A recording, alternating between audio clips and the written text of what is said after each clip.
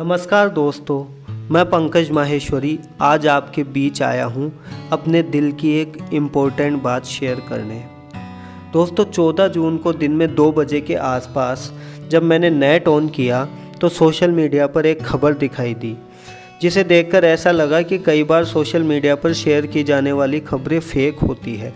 खबर की प्रामाणिकता जांचने के लिए एक न्यूज़पेपर के ऐप को ओपन किया, इसी उम्मीद के साथ कि यहाँ वो खबर नहीं दिखेगी, परंतु अफसोस कि वहाँ भी फ्रंट पेज में वही न्यूज़ चल रही थी। सच कह रहा हूँ friends, for next 5 minutes I was completely in shock. मैं बस सोचता ही रह गया कि सुशांत सिंह जैसा अभिनेता, उम्दा कलाकार और उतना ही अच्छा इंसान ऐसा कैसे कर सकता है। फिर थोड़ी देर बाद खबरें आने लगी कि वो पिछले 6 महीने से डिप्रेशन का इलाज करवा रहे थे। सुनने में ये हम सबके लिए नॉर्मल है, पर उसी समय दिमाग में एक और सवाल कौन था कि सुशांत जिसका ट्रीटमेंट ले रहे थे उसे हमारा समाज सच में बीमारी भी समझता है या नहीं। एक एग्जाम्पल देता हूँ आपको, जो कभी ना कभी हमारे साथ अवश्य हुआ होगा। आप 2 लोग कहीं जा रहे हैं, रास्ते में आपको एक व्यक्ति मिलता है जो कुछ दिनों से उदास है। आपने एक दूसरे की तरफ देखा और पूछा, यार ये इतना उदास क्यों रहता है। जवाब में कहा गया कि कुछ नहीं यार, ऐसे ही थोड़ा डिप्रेशन में है। ये वो वार्तालाप है जो आज मुझे इस मुद्दे पर बात करने की एक वजह दे रहा है। मेरे पर्सनल अनुभव से जो मैंने आज तक अपने आसपास के माहौल में महसूस किया है, मैं कह सकता हूँ कि हमारे घर परिवारों में आज भी डिप्रेशन को बहुत हल्के में लिया जाता है, और अगर कभी गंभीरता से ले लिया जाता है तो इतना कि उसे पागलपन की श्रेणी में डाल दिया जाता है। देखा जाए तो आज के दौर में मेंटल हेल्थ बहुत बड़ा इशू है, पर यह विडंबना है कि हमारे घरों में आज भी मेंटल हेल्थ के बारे में कोई बात नहीं होती है। हम अपने प्रियजनों की शारीरिक समस्याओं के बारे में तो सचेत रहते हैं, पर मानसिक समस्याओं के विषय में चर्चा क्यों नहीं करते हैं। सबको बस सक्सेस चाहिए। आज सुशांत जैसी घटनाओं के लिए समाज भी बहुत हद तक जिम्मेदार है। सुशांत के केस में तो आप ये कह के जस्टिफाई कर रहे हैं कि अपनों में रहो, अपने में नहीं, लेकिन जब एक भरे पूरे परिवार का कोई लड़का, कोई नौजवान आत्महत्या कर लेता है तो उसकी जिम्मेदारी किसकी है। ये घटना हमें सबक देती है कि इंसान के पास नेम, फेम, पैसा सब कुछ होने के बावजूद भी वह अकेला हो सकता है। उसकी लाइफ में किसी ऐसे शख्स की कमी हो सकती है जो उसके लिए इन सब चीज़ों से बढ़कर हो। इस मौके पर मुझे हाल ही आई ड्रीमगर्ल मूवी का एक संवाद याद आ रहा है, प्लीज़ ध्यान से सुनिएगा। मैं पूजा,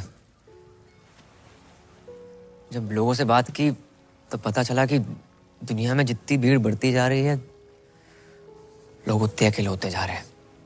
जब फेसबुक, ट्विटर, इंस्टा पे हजारों दोस्त बना रखे तुमने, जो असल जिंदगी में एक सच्चा दोस्त है तुम्हारा,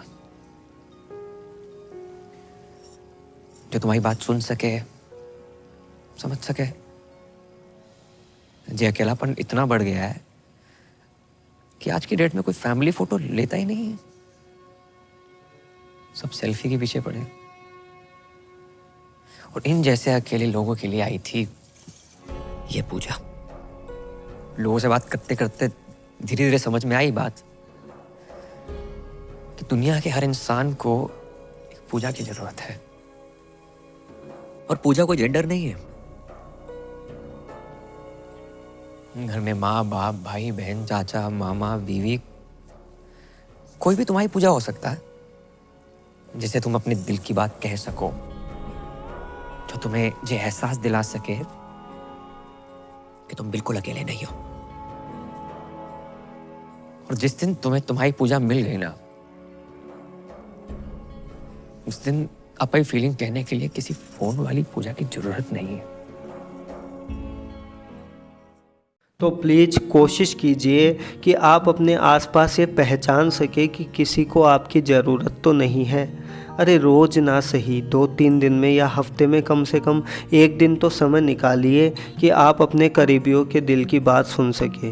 और अगर आपके दिल में भी कुछ चल रहा है जो अंदर ही अंदर आपको खोखला किए जा रहा है, तो उसे किसी के साथ शेयर कीजिए। कोई ना कोई तो होगा जो आपकी सुनेगा। आज के दौर में अपने साथ एक समस्या और भी है, और वो है ये समझना कि हम अपनों का या अपने बच्चों का बहुत ख्याल रखते हैं। मेरी बात का बुरा मत मानिएगा, पर हम में से बहुत से लोगों को तो यही पता नहीं है कि ख्याल रखना क्या होता है। आइए तारे ज़मीन पर का एक डायलॉग सुनाता हूँ, शायद आप समझ जाए कि आप किसी का कितना ख्याल रखते हैं। मेरी वाइफ काफी दिनों से इंटरनेट सर्फिंग कर रही है। डिसलेक्सिया पे छपी सारी जानकारी उसने पढ़ डाली है। आपको बताना था। क्यों? मुझे क्यों बताना था? नहीं, कहीं आप ये सोच के ना बैठे हो कि हम उन लोगों में से हैं जो अपने बच्चों का ख्याल नहीं करते। ख्याल करना बहुत ज़रूरी है मिस्टर अवस्थी। इसमें इलाज की शक्ति है, एक मरहम है जिससे दर्द मिटता है।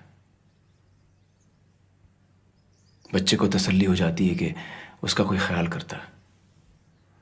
एक आध झप्पी, प्यार भरी पप्पी, ये दिखाने को कि मैं ख्याल करता हूं, बेटा मैं तुमसे प्यार करता हूं। अगर कोई फिक्र हो तो मेरे पास आओ। क्या हुआ जो तुम फिसले? गलती हुई, मैं हूं ना, ये दिलासा। ख्याल करना, ख्याल करना इसी को कहते हैं ना मिस्टर अवस्थी। जिसने भी आज मेरी बातों को ध्यान से सुना है, उनको लास्ट में एक ही बात कहना चाहूँगा कि समय समय पर अपने आसपास के लोगों को संभालते रहिए। अपने पुराने फ्रेंड्स से उनके हालचाल पूछते रहिए, ताकि सुशांत जैसा सदमा हमें फिर से ना लगे।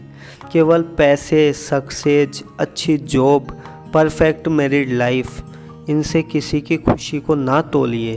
क्या पता कुछ हो जो किसी के लिए इससे भी बढ़कर हो। आज का यह वीडियो सुशांत सिंह राजपूत को समर्पित करते हुए आप सबसे बस यही वादा चाहूँगा कि हम हमेशा मिलते रहेंगे। धन्यवाद।